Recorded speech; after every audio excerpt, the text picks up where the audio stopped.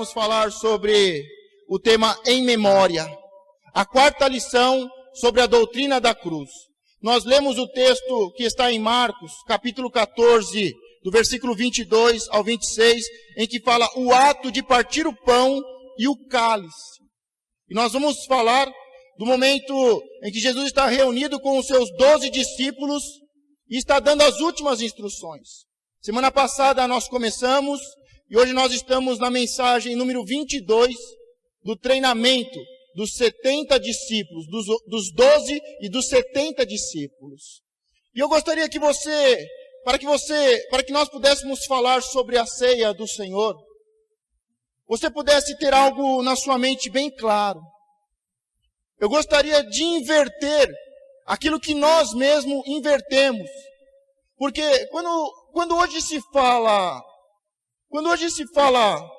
da ceia, primeiro se fala da morte de Jesus, e da morte de Jesus vai se falar da ceia, não é isso que acontece? Nós não falamos da ceia como a morte e a ressurreição de Cristo, como um símbolo, mas nós explicamos isso hoje, tendo em mente primeiro que Jesus morreu e ressuscitou. E aí falamos da ceia, da importância da ceia. Mas não foi assim, diga, mas não foi assim.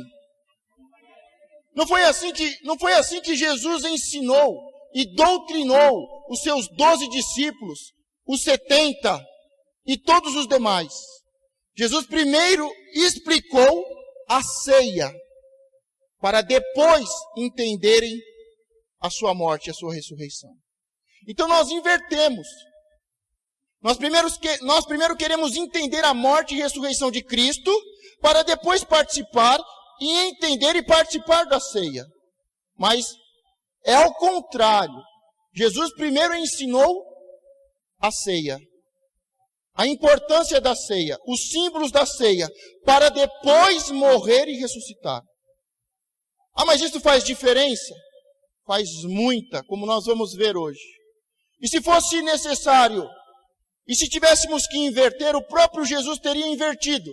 Ele mesmo teria morrido na cruz e depois teria feito a ceia. Vocês estão entendendo qual é o propósito de hoje, da mensagem? Por isso eu quero que você, como falamos semana passada, você tire as sandálias dos seus pés, que você entre em um novo tempo, em um cenáculo, em um novo ambiente, na presença de Jesus, daquele Jesus, o Cristo, que se despediu do mundo, que se despediu da sua família, para ter os últimos momentos com os seus discípulos e dar as últimas instruções, e dentro elas, a mais importante, a ceia do Senhor. Por isso, eu gostaria, e a forma mais importante para que você entenda, é que você tome lugar na mesa da ceia. Que você tome lugar na mesa ao lado de Cristo, que você tome o lugar na ceia e que você tenha a mesma experiência que os discípulos tiveram. Primeiro, Jesus vai ensinar a ceia. E eu gostaria que primeiro vocês entendessem a ceia. Quando nós falamos sobre a ceia, a primeira coisa que eu quero deixar bem claro, que na Bíblia não está registrado, que é Santa Ceia. A ceia não é santa. Santos somos nós que nos santificamos. A ceia é uma refeição. E quando esta refeição está acontecendo, praticamente no final dela, o Senhor vai falar sobre os símbolos da ceia. Por isso, você tem que ter em mente que a ceia não é santa. Quem é santo, quem deve ser santo, somos nós. Diga, eu sou santo. Isso vai contra todo o ensinamento que nós temos, porque a nossa raiz, ela diz que santo é aquele que está representado em uma peça de gesso, de madeira, de ouro, de prata, aqueles que foram canalizados, aqueles que são especiais. Mas a Bíblia diz que todos nós somos santos, e que nós devemos ser santos como o Senhor é santo. E ser santo é ser separado do pecado. Diga, a ceia não é santa, mas eu devo ser um santo. Santo não significa que não comete pecados, mas que quando comete se arrepende dos seus pecados. O santo é aquele que deixa de ser um pecador para se tornar um santo e lutar contra o pecado. Por isso, nós somos santos. Diga, eu sou um santo, lutando contra o pecado. Por isso, tome o seu lugar na ceia. Eu não sei qual lugar você quer sentar. Nós vimos semana passada que se assentar à mesa deu muita confusão, deu muita briga. Porque um se achava maior do que o outro. Um se achava mais importante do que o outro. Um queria se sentar à direita e o outro à esquerda de Jesus. Aqueles que se sentaram um pouco mais afastados de Jesus ficaram magoados. Mas você tem o direito. E vocês, discípulos de Jesus, podem tomar o lugar. Vocês podem fazer uma mera formalidade, entrar em discussões, ver quem é o mais experiente, quem é o mais sábio, quem prega melhor, quem canta melhor, para se sentar na mesa, como os discípulos fizeram. E como é comum nós encontrarmos em todos os lugares. E aqui também não é diferente. Se aconteceu competições na equipe de 12 de Jesus, você acha que não vai acontecer competições na equipe de 12 da Igreja Fonte de Vida? Entre os obreiros, entre os membros da Igreja Fonte de Vida? Mas você pode argumentar e sentar aonde você quiser. Inclusive tem lugar para o Judas, como nós vimos semana passada. Por isso eu quero que você saia do seu lugar, que você se levante, não fisicamente, mas mentalmente. Eu quero que você se levante, que você se sente à mesa da ceia, que você procure o seu lugar e que você venha cear, como Jesus ensinou os seus 12, e que você possa nessa noite aprender sobre a ceia de Cristo. Vamos entrando, tomando o nosso lugar, ao lado desse memorial, e tentar ler as inscrições, os símbolos que Jesus nos deu sobre esta ceia. Primeiro, então percebemos que é a morte de Jesus que este memorial se refere. Não é meramente erguido em sua memória em geral, e sim especialmente em memória da sua morte. Diga, a ceia é em memória da morte de Jesus. Jesus fez a ceia em memória da sua morte. Ele anuncia que dentre alguns momentos ele vai ser traído e ele vai ser crucificado. E ele fala sobre a ceia. E a ceia deve ser uma celebração. Diga, a ceia deve ser uma celebração e não um funeral. Portanto, a ceia é uma celebração. Muitos dos homens famosos, conhecidos, que marcaram a história da humanidade, comemora-se o dia do nascimento dessas pessoas. Mas Jesus, ele não estava preocupado em comemorar o seu nascimento, como a maioria dos homens fazem. Jesus estava dizendo para os seus discípulos: olhem para a ceia, olhem para a minha morte e comemorem a minha morte. Diga, é para comemorar, é para celebrar a minha morte. Quando Jesus faz isso, eu fico tentando imaginar qual era a reação dos discípulos. Qual eram os pensamentos que estavam nas suas mentes? O que eles pensaram? O que eles imaginaram? Todos os grandes homens comemoram o seu nascimento, mas Jesus, ele está comendo e bebendo e celebrando a sua morte e nos ensinando a celebrarmos a sua morte. Eu fico olhando o ministério de Jesus, o seu nascimento é sobrenatural. Muitas pessoas olham a vida de Jesus e ficam impactados com a sua morte e ressurreição. Mas eu já vi muitas pessoas, eu conheci muitas pessoas que morreram e ressuscitaram. Não há muito mistério nisso.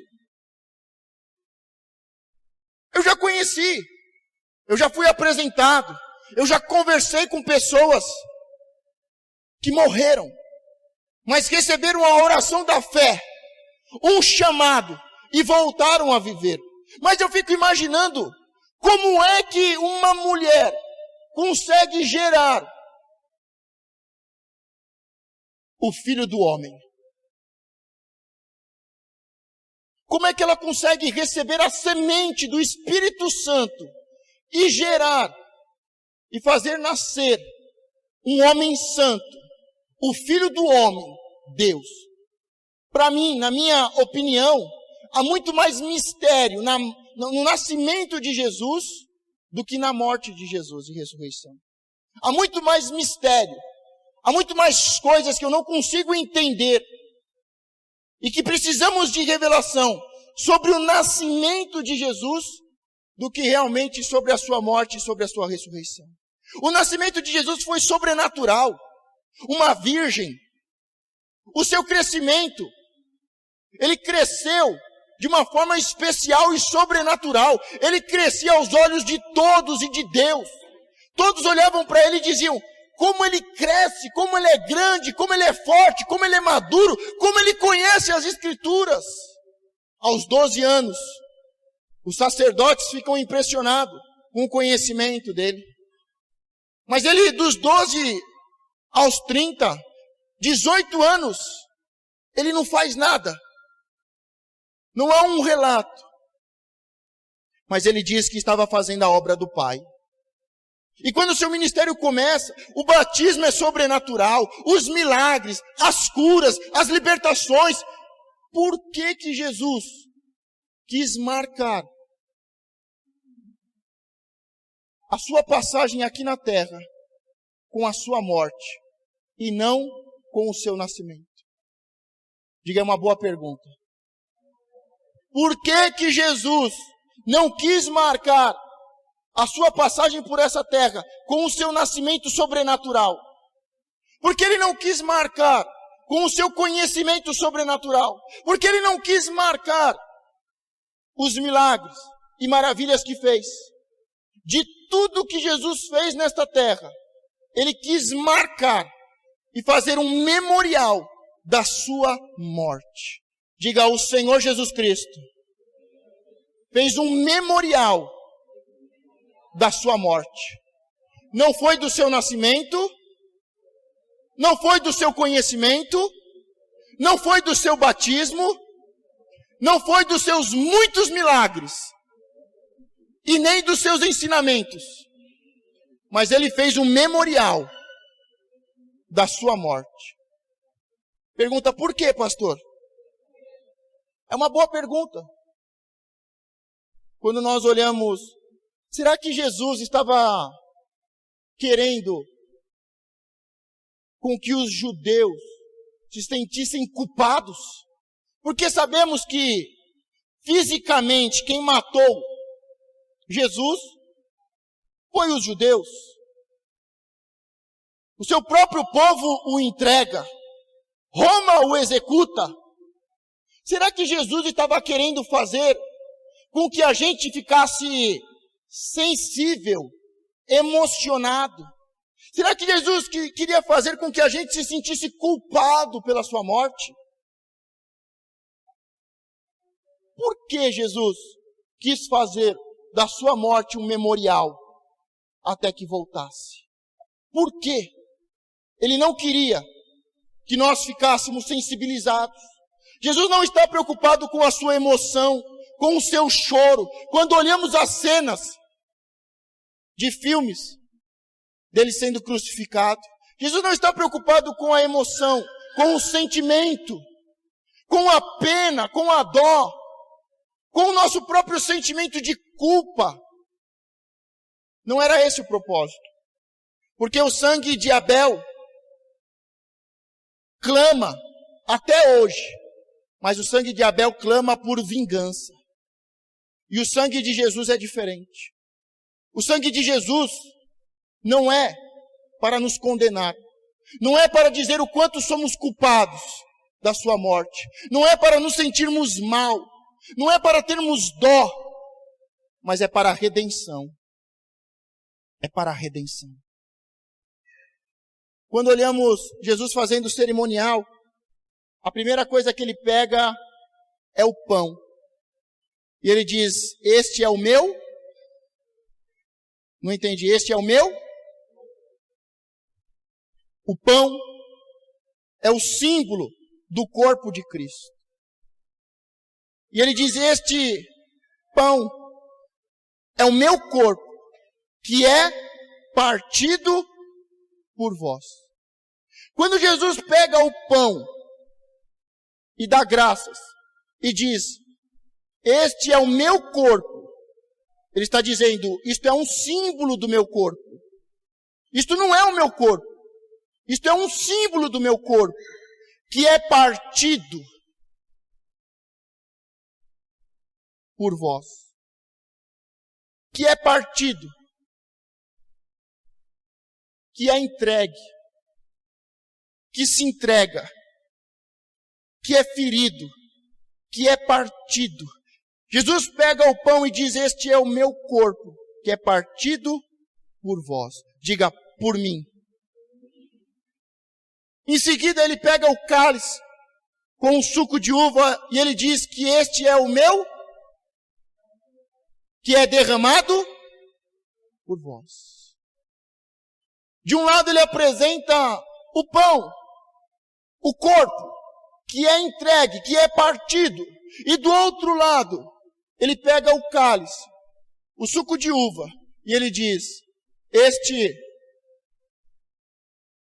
é o meu sangue, que é derramado por vós. Nós temos que entender que o corpo e o sangue, quando eles estão juntos, a vida. Diga, quando o corpo e o sangue estão juntos, a vida. Mas aqui Jesus, ele está separando o corpo do sangue. Jesus está dizendo que aquela ceia, que aquele pão e que aquele suco de uva representa o seu corpo e o seu sangue, que vai ser partido e que vai ser derramado por mim. Diga, por mim. Quando os dois elementos estão juntos, isso significa que há vida. Mas quando eles estão separados, da forma que Jesus apresentou, eles separados, ele só acontece na morte. E não é em qualquer tipo de morte, mas é na morte de sacrifício. Na morte sacrificial, aonde o sangue é separado para ser derramado. Por isso Jesus usa os dois símbolos, dizendo, este é o meu corpo que é partido por vós. E este é o meu sangue que é derramado por vós. Por que que devemos celebrar a sua morte? Porque é um benefício. É uma bênção que o Senhor nos deu. Este é o meu corpo que foi partido por vós. Para você ser abençoado, por vós, para que tenham, para que recebam, para que sejam abençoados, para que tenham vida. Diga, tudo isso foi por amor. Jesus te ama. Diga para a pessoa que está do seu lado, Jesus te ama.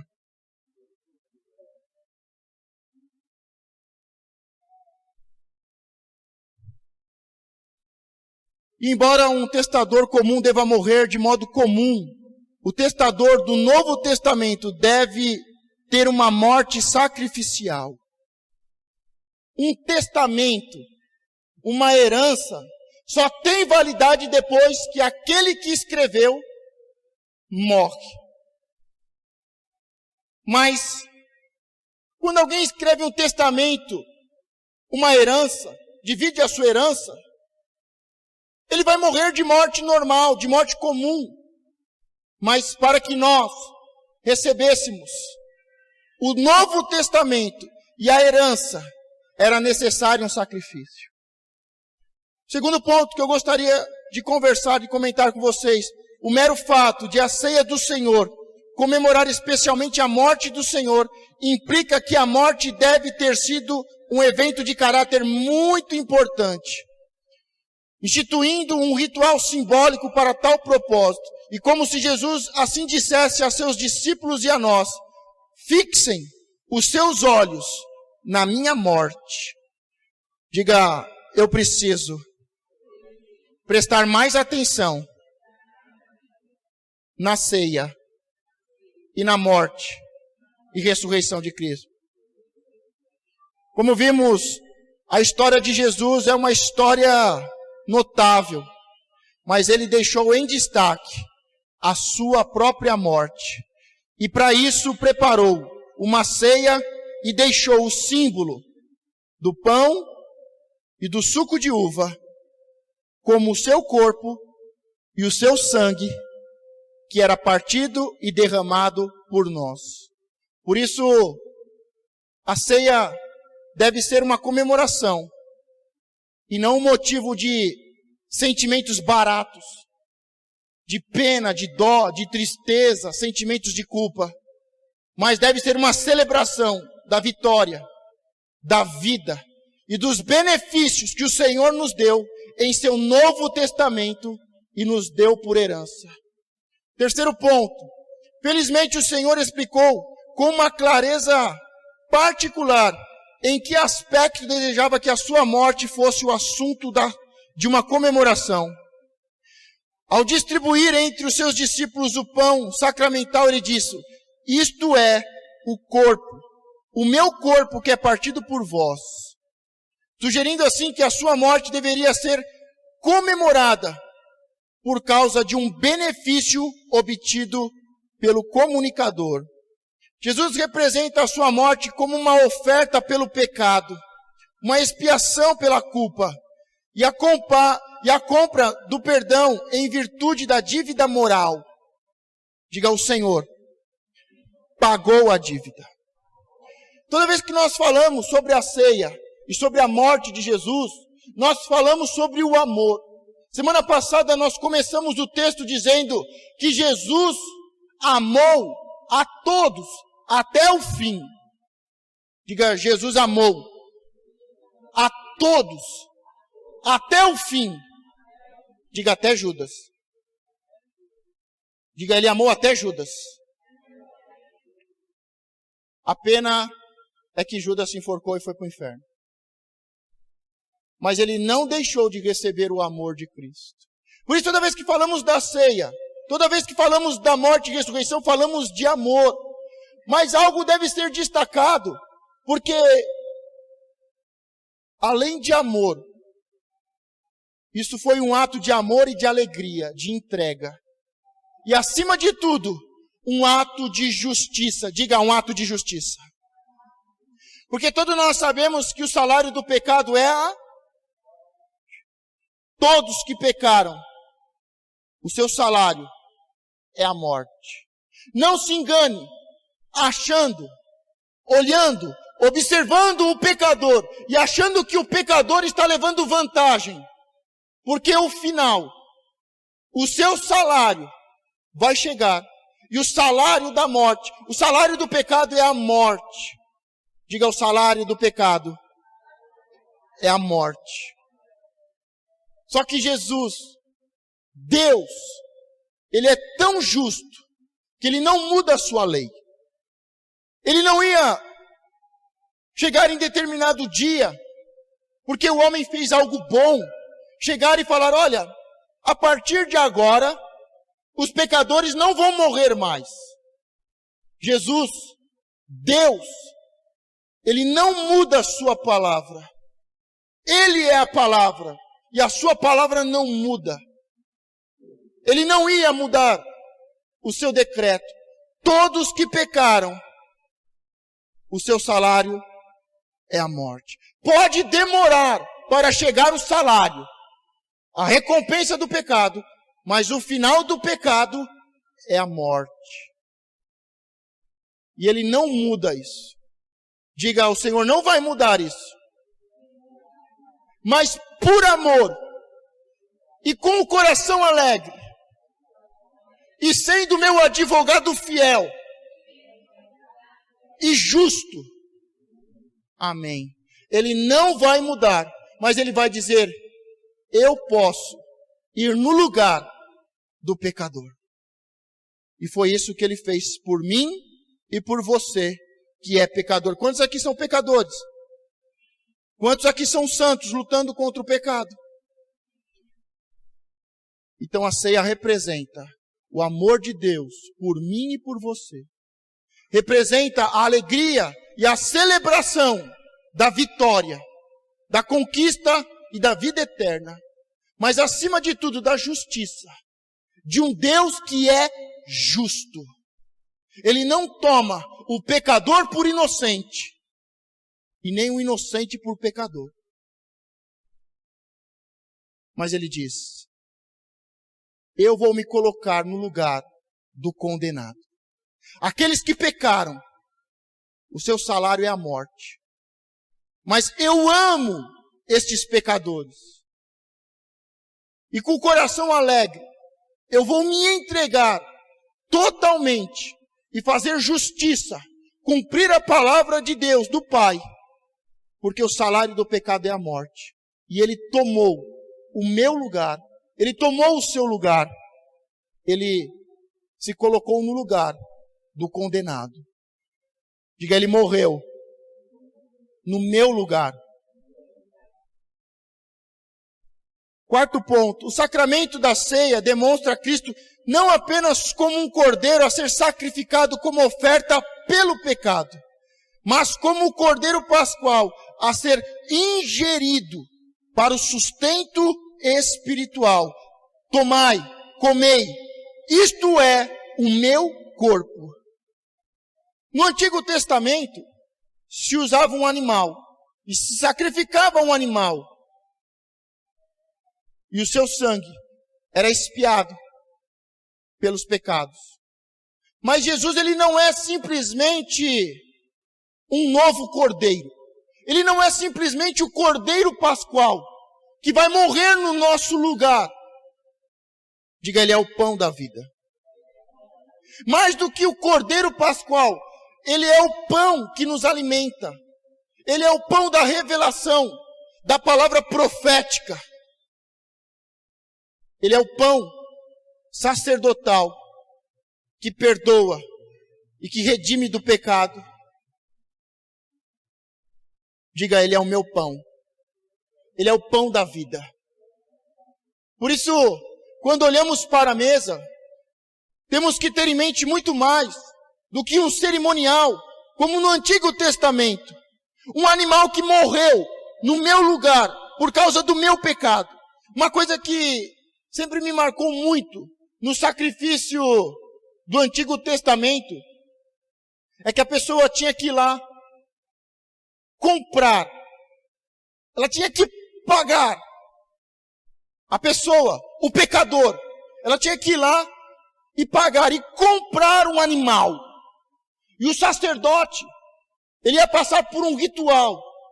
Ele ia ser lavado, ia ter todo o processo.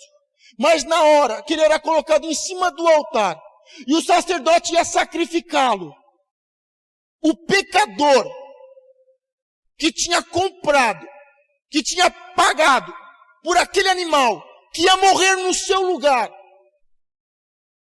ele tinha, quando o sacerdote ia passar a faca para sacrificá-lo, o pecador tinha que olhar olho no olho do animal e ver o animal morrer, para que ele entendesse que o pecado dele leva à morte. E que naquele momento, o pecado dele, o salário do pecado dele, estava matando um animal. Por isso, Jesus faz da ceia e da sua morte. E ele diz, é um memorial. Coloque os seus olhos sobre a ceia. Coloque os seus olhos sobre a morte e a ressurreição. Uma das cenas que marca isso que eu estou explicando sobre o animal sendo sacrificado, o sacerdote sacrificando e o pecador olhando nos olhos do animal. Esta cena é representada quando Jesus sai. Ele começa a ser carregado, ele está sendo julgado, está sendo maltratado, está todo ferido. E ele sai, e ele se depara com Pedro negando ele. E Jesus simplesmente olha para Pedro. Aquele olhar, que é muito bem encenado nos filmes, representa isso. Pedro, o seu pecado, você ter me negado, eu estou levando o seu pecado, Pedro. Eu vou morrer por você, Pedro, com alegria e fazendo justiça. Eu estou olhando nos seus olhos. Olhe para mim, Pedro. Você está me negando. Olhe para mim. Olhe para a cruz. Quantas vezes somos como Pedro? Negamos a Cristo. Somos o crente da igreja de domingo à noite. Mas no nosso dia a dia não tem Bíblia, não tem ceia, não tem paz, não tem prosperidade, não tem a bênção do Senhor, não tem oração, não tem meditação. Quantas vezes somos como Pedro, quando estamos ao lado de Jesus, sentado à mesa, somos Pedro, somos cristãos, mas quando nos separamos um pouco, não, eu não sou como eles. Eu não sou um deles. Não, no Facebook eu não sou crente. Não, no meu trabalho, eu não sou crente. Ninguém sabe que eu sou crente. Não, eu não sou um deles. Mas eu ouvi você falando paz. Eu ouvi você falando graça e paz. Eu ouvi você. Não, eu não sou como um deles. Olhe para a ceia. Olhe para a crucificação. Olhe nos olhos de Jesus.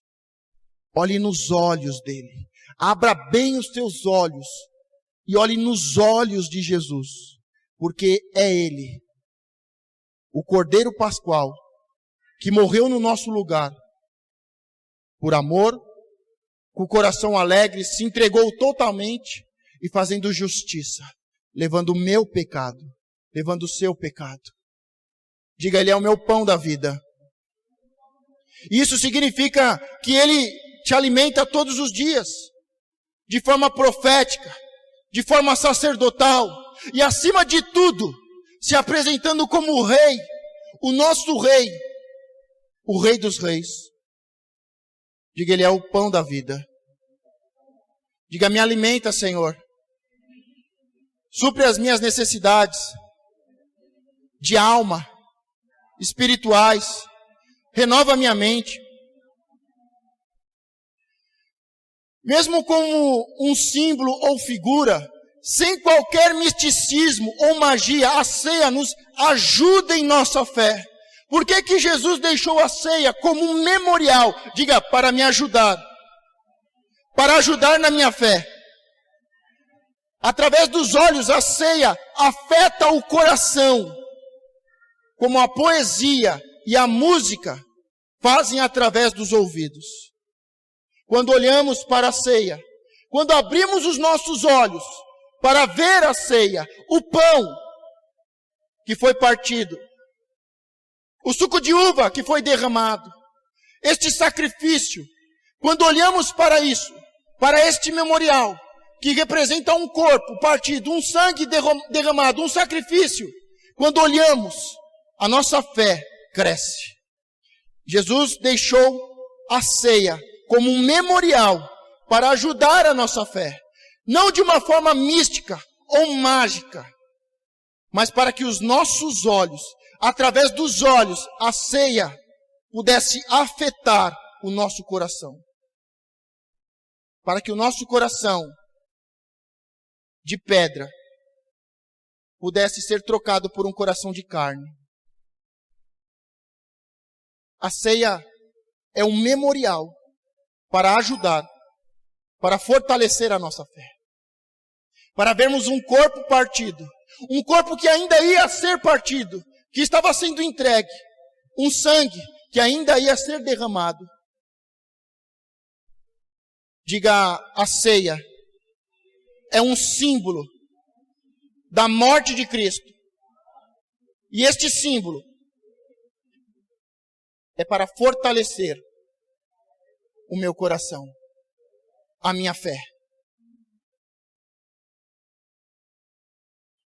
Quando falamos de ceia, passado todos estes anos, o que nós encontramos é muita magia, é muito misticismo, é muita meninice. Muitas coisas que Jesus não ensinou sobre a ceia foram sendo acrescentadas como um monte de lixo, de entulhos, que nos dificulta a entendermos a ceia no seu devido lugar, no seu devido tempo, e apontando para a morte e ressurreição, e ficando como um memorial da morte de Cristo, para fortalecer o nosso coração até que Ele volte. Mas, passado tanto tempo, a religião, os religiosos, fizeram da ceia algo mágico, algo místico. E nós olhamos na história da igreja, uma hora a ceia está em um extremo, e em outra hora ela está em outro extremo. Eu lembro que quando era bem criança, as histórias que tinha de ceia, é que se você estivesse em pecado, e você tocasse no cálice, você ia morrer fulminado na igreja. Não era assim? Quantos tinham ouvido? Os de idade, por favor, me acompanhem, me ajudem. Quantos já não ouviram essa história? E eu não sei porquê, mas uma hora, em uma determinada igreja, uma pessoa de idade, quando recebeu o cálice, quando tocou no cálice, morreu. E aquilo virou um mito na igreja. Correu por todas as igrejas. Em tal igreja, você conhece tal igreja de tal pastor? Então naquela igreja, na ceia que teve, um senhor tocou no cálice, ele estava em pecado e ele morreu fulminado na hora.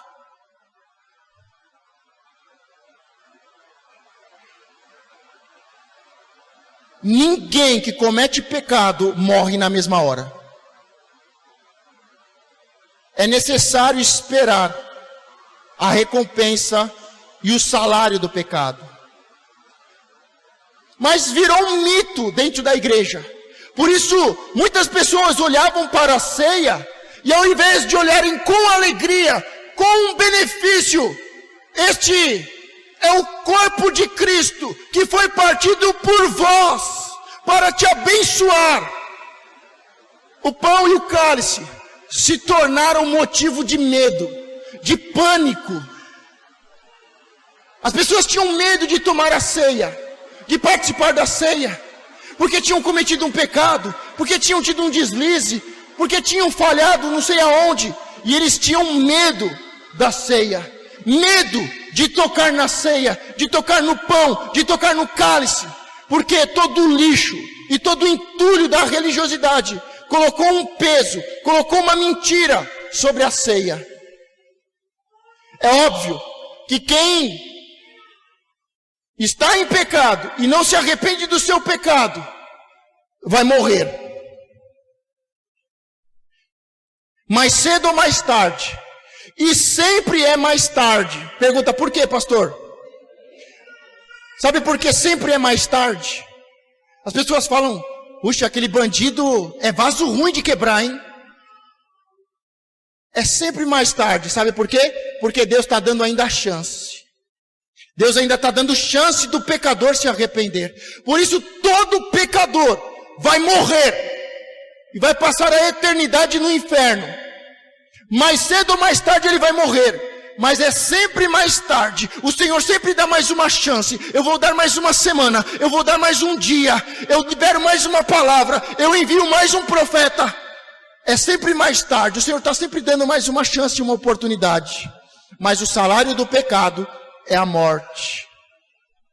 Depois que saímos deste extremo, do medo, do pânico, que afastou as pessoas da ceia, porque não olhavam como um benefício, não olhavam como uma vida, veio outro extremo, onde a ceia é uma coisa normal. A ceia é pão, é suco de uva. Sim, é pão e é suco de uva. Havia um outro mito, que oraram, e o pão se transformou em carne. Jesus nunca falou isso. Isso não é bíblico, isso não é de Cristo. Isso é misticismo, isso é feitiçaria. O pão não se transforma em carne, e nem o suco de uva se transforma em sangue. Mas usaram isso para trazer respeito e temor. E colocaram mais lixo, mais entulho, mais religiosidade, mais misticismo. Mas depois deste extremo do medo, que afastou as pessoas de participarem da ceia, veio estar na igreja e participar da ceia normal. A Bíblia diz que devemos nos autoavaliar. E encontrando um pecado, devemos nos arrepender deste pecado e participar da ceia. Mas as pessoas pararam de se autoavaliar.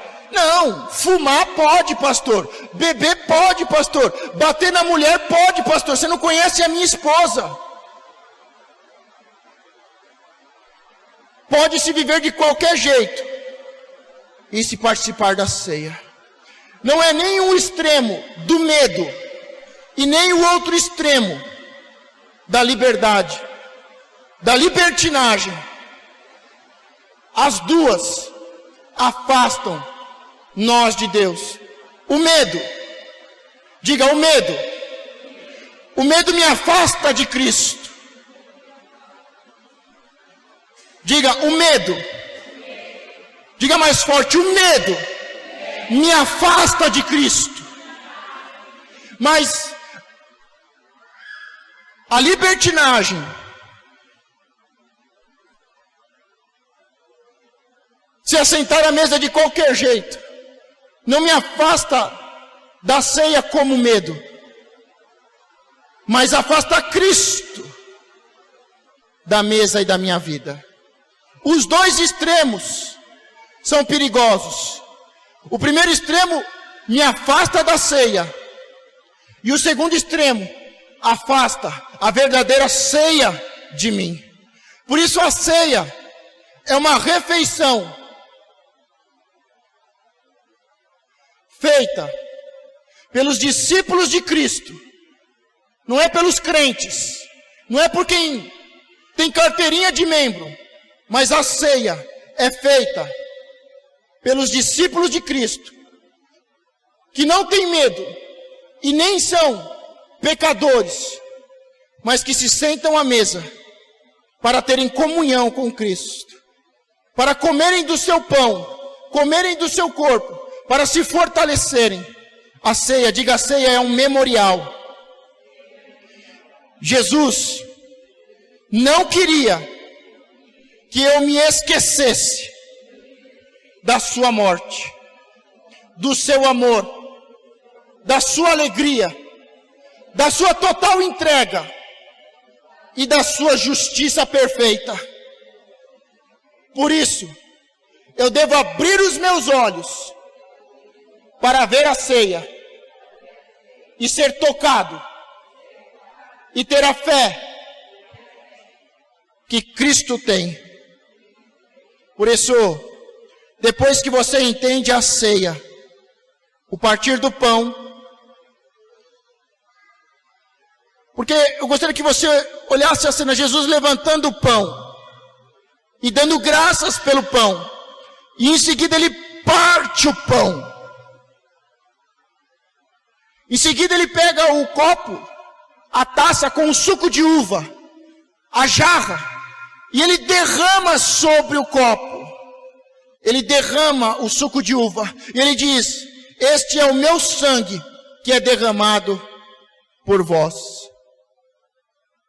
Quando olhamos o texto, diz que então lhes revelou: isto é o meu sangue da aliança, o qual derramando para o bem de muitos.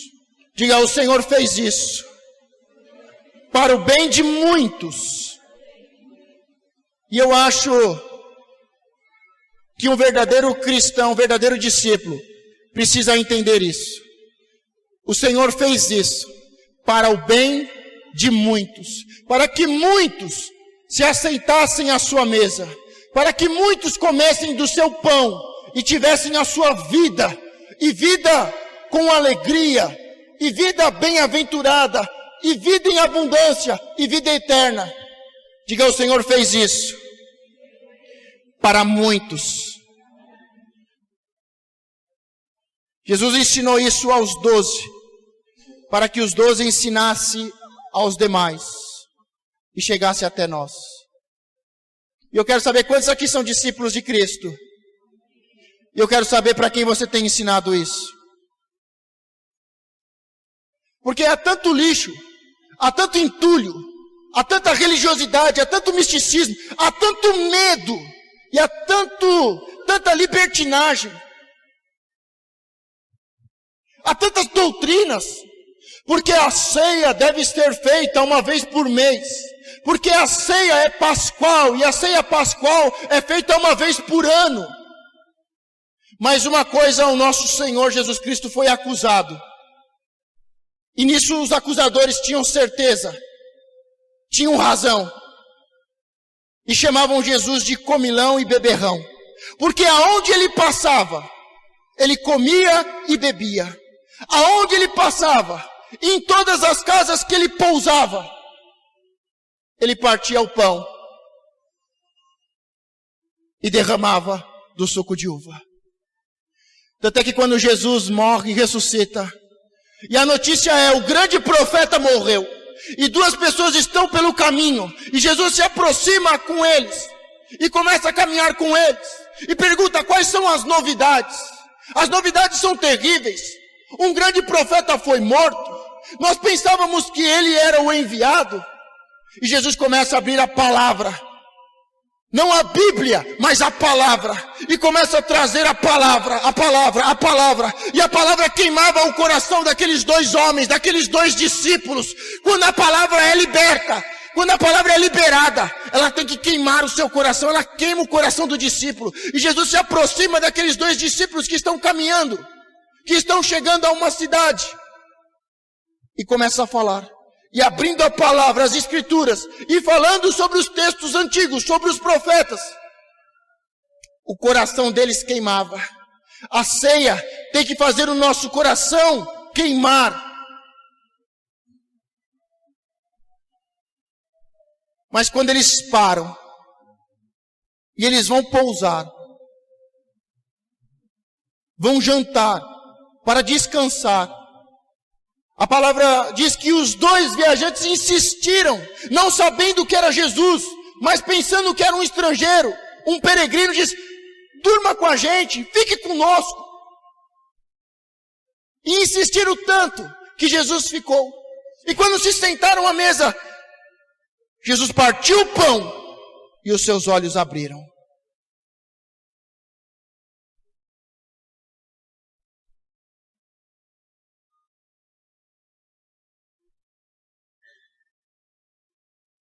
Os nossos olhos só se abrem, só entendemos aquilo que está queimando em nosso coração, só entendemos os textos sagrados. A revelação só vem completa quando partimos o pão. E quando partiram o pão, eles entenderam que era Jesus, e Jesus desapareceu. Mas Jesus partiu o pão e derramou o suco de uva. Gostaria que você se colocasse de pé.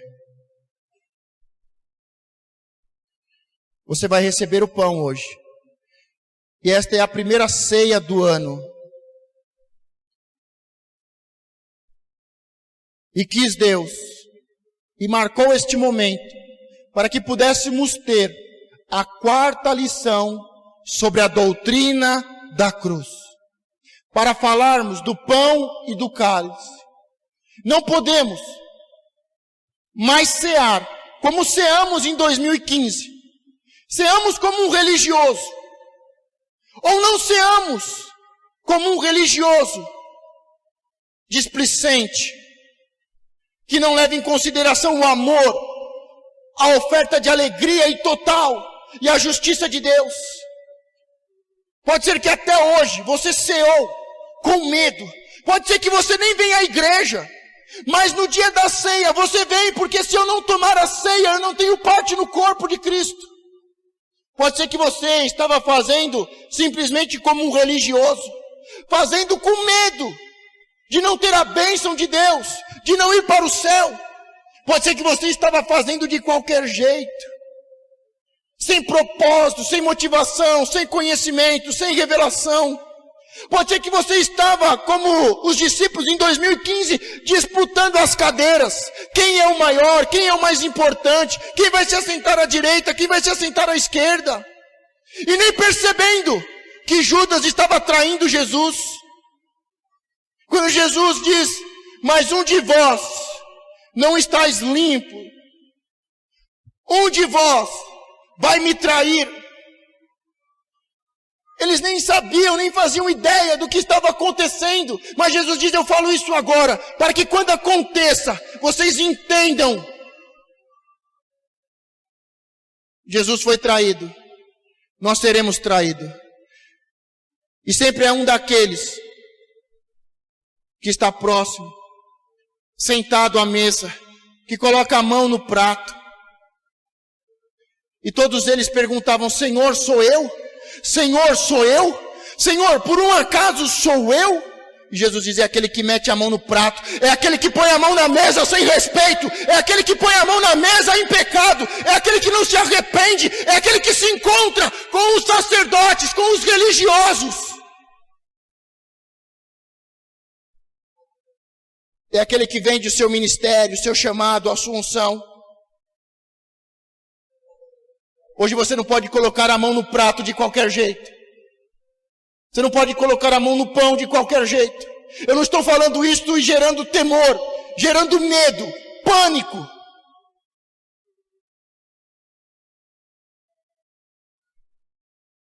Eu estou falando isso debaixo da revelação do amor, da alegria do sacrifício que o Senhor fez por mim e por você, e da sua justiça perfeita. Não coloque mais a mão no prato. Não coma mais da ceia de qualquer jeito, sem se arrepender. Você tem que ser um santo lutando contra o pecado. Você pode ter cometido um pecado, mas você tem que estar lutando contra este pecado. Você tem que dar ouvido à voz do Espírito Santo que convence do pecado. Ser crente desse jeito não é ser discípulo de Cristo. Ter medo do Pai não é ser filho, mas é ser escravo. Ser liberal, libertino, ser promíscuo.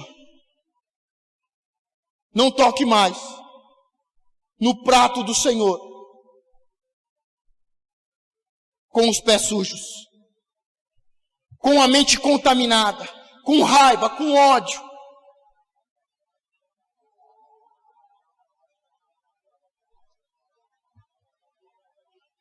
O Senhor amou a todos até o fim. Eu quero te fazer uma pergunta.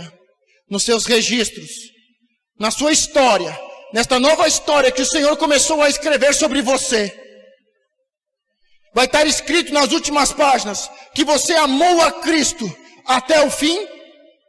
Que você amou o seu pastor, a sua igreja até o fim?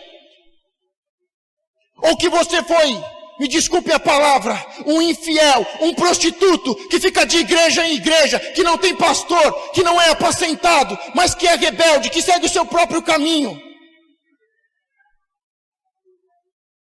Você ama o Senhor até o fim?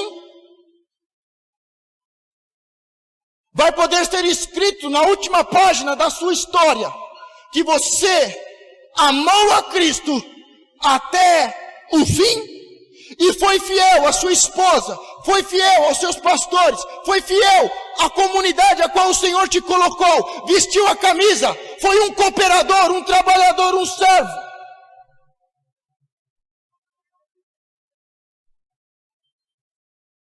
Para comer da ceia, tem que estar com os pés lavados. Para comer da ceia, tem que estar com uma mente nova, renovada. Tem que seguir a palavra de Cristo, não a palavra dos religiosos, não daqueles que colocam medo, não daqueles que dizem tudo pode, não dos mágicos, dos místicos, dos falsos profetas. Quantos aqui são discípulos de Cristo? Então eu quero te pedir que antes que o pão, o corpo de Cristo, que foi partido por vós, seja entregue, que você venha buscá-lo, que você lave os seus pés. Você está na mesa do Senhor, e Ele mesmo lava os seus pés. Ele mesmo muda a sua mente, renova a sua mente. Não posso mais pensar como pensava em 2015. Não posso mais pensar sobre obediência como pensava em 2015. Não posso mais ser fiel como fui em 2015. Não posso mais ser como fui no passado. Vai pedindo para o Senhor lavar os seus pés. Permita Ele lavar os seus pés. Quanto lixo, quanto entulho, quanto medo, quanta libertinagem, quanta prostituição. Por onde você tem caminhado? Quais são os seus pensamentos? O Senhor quer lavar os seus pés. O Senhor quer mudar a sua mente. O Senhor quer renovar a sua mente. Não pense como a igreja brasileira pensa. Não seja um cristão brasileiro, mas seja um cidadão dos céus. A Bíblia fala sobre obediência, sobre fidelidade, sobre ofertas, sobre dízimo, sobre sacrifício, sobre entrega total. Neste ano, seja um crente 100% discípulo. Não brinque, não passeie, não perca tempo, não fique dando voltas, não entre no deserto. O nosso alvo é Cristo. Diga: neste ano, eu vou olhar mais para a cruz. Eu vou olhar para a ceia, para Cristo na cruz. Eu vou olhar nos olhos de Cristo, para que Ele possa levar todos os meus pecados.